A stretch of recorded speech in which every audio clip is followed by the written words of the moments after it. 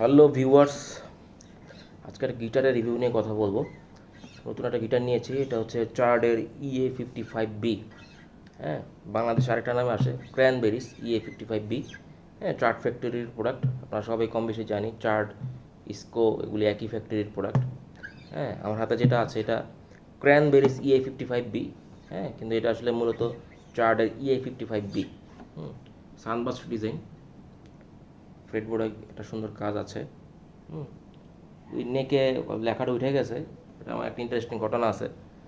আপনার ওই স্ট্রিংসটা চেঞ্জ করি তখন মোবিল দেওয়া হয়েছিল, মোবিল দেওয়ার কারণে ওইখান থেকে ওই লেখাটা উঠে গেছে, ক্র্যানবেরিজ যে লেখাটা, ওই লেখাটা উঠে গেছে। তো যেহেতু ওই ডিসপ্লের প্রোডাক্টটা আমি নিয়েছিলাম, তো আমি বললাম যে ভাই স্ট্রিংসটা তো কালার হয়ে ডিসকালার হয়ে গেছে, স্ট্রিংসটা একটু চেঞ্জ করে দেন। তো স্ট্রিংটা চেঞ্জ করতে গিয়ে ওই ফ্রেড বোর্ডের মধ্যে কিছু কী বলে যে ডিসপ্লের প্রোডাক্ট হওয়ার কারণে সে ফ্রেড বোর্ডটাও একটু পরিষ্কার করার প্রয়োজন ছিল। তখন ওই মোবিল দেওয়ার কারণে ওই ক্র্যানবেরিজ লেখাটা উঠে গেছে। ভিতরে লেখা আছে, দেখা যাচ্ছে কিনা আমি জানি না। ক্র্যানবেরিজ EA55B। হ্যাঁ, মানে এটা চার্ডের EA55B। আপনার ওই চার্ডের চার্ড EA55B লেখা লিখে সার্চ দিলে ওই সেম এই জিনিসটা চলে আসবে। এটা অরিজিনাল চার্ড EA55B এর গিটার। বাংলাদেশে যিনি ইম্পোর্ট করে, যে ভদ্রলোক, উনি রেগুলার ইসকো, তারপর আপনার ওই লিসেন, ড্রিম মেকার এই ব্র্যান্ডের প্রোডাক্টগুলো উনি রেগুলার ইম্পোর্ট করে বাংলাদেশে।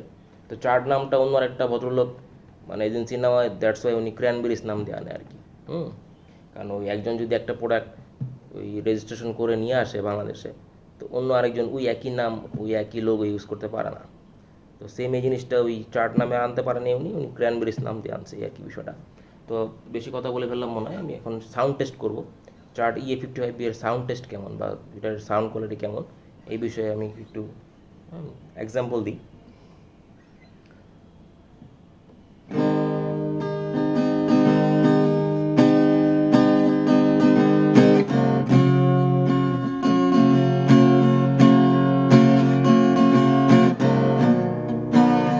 ওপেন কর।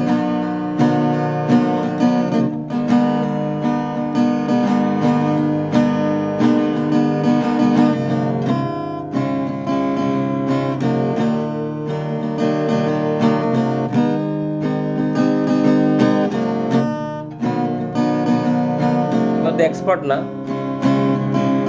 আমি প্লেয়িংয়ে তো এক্সপার্ট না। আমি খুব শখের বসে গিটার বাজাই, মাঝে মধ্যে গিটার বাজাই। হ্যাঁ, সারাদিন 5-7 ঘন্টা গিটার বাজানোর সময় আসলে আমি পাই না, আমার অন্য একটা প্রফেশন আছে। হ্যাঁ, চেষ্টা করলাম আর কি আপনাদের সঙ্গে একটা ছোটোখাটো ভিডিও করার জন্য। আমি আমি প্রায় নতুন গিটার নেই। হ্যাঁ, বছরে 3 থেকে 4টা গিটার নিই আমি। আমার এটা গিটার চেঞ্জ করা আমার একটা শখ। হ্যাঁ, নতুন নতুন গিটার বাজানোর আমার একটা শখ। তো বর্তমানে আমি চার্ট EA55B বা ক্র্যানবেরিজ EA55B এর গিটারটা বাজাচ্ছি। কিছু স্কেলিং প্র্যাকটিস করি, এই স্কেলিং।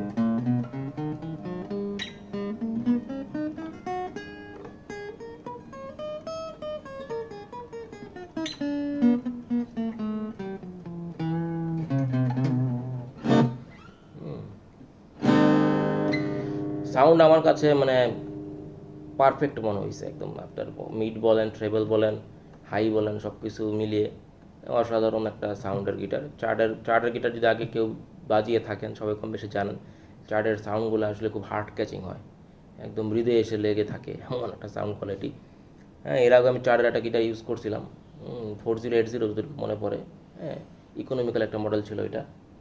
হ্যাঁ, অসাধারণ সাউন্ড ছিল, দাম কম ছিল কিন্তু অসাধারণ সাউন্ড ছিল। এই গিটারটা একটু এক্সপেন্সিভ। হ্যাঁ, এটা অসাধারণ সাউন্ড, কোনো সন্দেহ নেই। এবার মূল কথা চলে আসি। সব কিছুই মূল কথা, আসলে শখের জিনিস। হ্যাঁ, এখন যে বিষয়টা বলবো, অনেকেই আমাকে কমেন্ট করবেন যে ভাই প্রাইস কত নিছে। তো প্রাইস কত নিছে বা কোন দোকান থেকে নিয়েছি, দোকানের নামটা আমি বলে দিচ্ছি।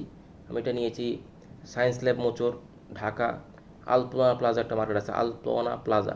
হ্যাঁ, কম্পিউটার মার্কেট। এটা কম্পিউটার মার্কেট হইলেও এটার 4তলায় গিটারের একটা ফ্লোর আছে, গিটার মিউজিক্যাল ইনস্ট্রুমেন্টের একটা ফ্লোর আছে। ওইখানে একটা দোকান আছে, সিঁড়িতে উঠলেই দেখবেন JSM মিউজিক। বাম পাশে সিঁড়িতে উঠে বাম পাশে দেখবেন JSM মিউজিক হোম। হ্যাঁ, উনি আল্লাহর রহমতে খুব ভালো ব্যবসায়ী।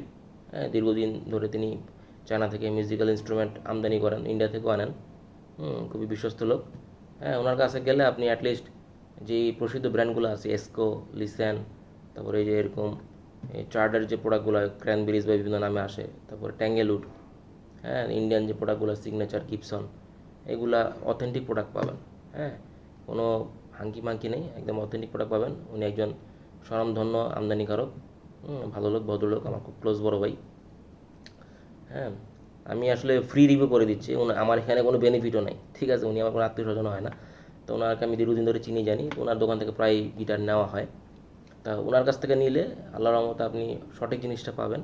আর দাম জিনিসটা এখন প্রোডাক্টের প্রাইস আসলে এক এক সময় এক রকম থাকে। আমার এই ভিডিওটা যারা 2 বছর পরে দেখবে, 5 বছর পরে দেখবে, হ্যাঁ, তখন কিন্তু প্রাইস আমি আজকে যে দামে পেয়েছি ওই দামে কিন্তু তখন থাকবে না। তো দামটা আসলে তার কাছ থেকে ফোন করে জেনে নেবেন। হ্যাঁ, J J S M music home ফেসবুকে পেজ আছে, লিখে সার্চ দিলে পেয়ে যাবেন। ওখানে ফোন নাম্বারও আছে। ফোন দিয়ে কোন গিটারটা আপনার দরকার ওই গিটারের মডেল নাম্বারটা বলে ওনারা আপনাকে ফোন করে ফোনে আপনার প্রাইসটা বলে দিবে, বা আপনি সরাসরি তাদের মার্কেটে গিয়েও দেখে শুনে কিনতে পারেন। মঙ্গলবার বন্ধ থাকে, হ্যাঁ, ধানমন্ডি সায়েন্স ল্যাব এলাকাটা মঙ্গলবার বন্ধ থাকে। তো আল্লাহর রহমতে এখন বর্তমানে যে গিটারটা বাজাচ্ছি অসাধারণ একটা গিটার। হ্যাঁ, ফ্রেড বোর্ডে একটা খুব সুন্দর কাজ আছে। সানবাস্ট কালারের মধ্যে আমি একটা দুর্বল ছিলাম সবসময়। হ্যাঁ, তো ইনশাল্লাহ ভবিষ্যতে নতুন কোনো গিটার নিলে আবার রিভিউ করবো ইনশাল্লাহ। হ্যাঁ, যদি আমার ভিডিওটা ভালো লাগে আমার চ্যানেলে সাবস্ক্রাইব করবেন এবং অবশ্যই কমেন্ট করে জানাবেন, হ্যাঁ, ভিডিওটা কেমন লাগছে। ভিডিওকে আরও ছোটো করবো কিনা বা আরও কিছু বলার বাকি ছিল কিনা, বা আরও কিছু কথা কমিয়ে দেবো কিনা ফিউচারে, কমেন্ট করে জানাবেন। ধন্যবাদ।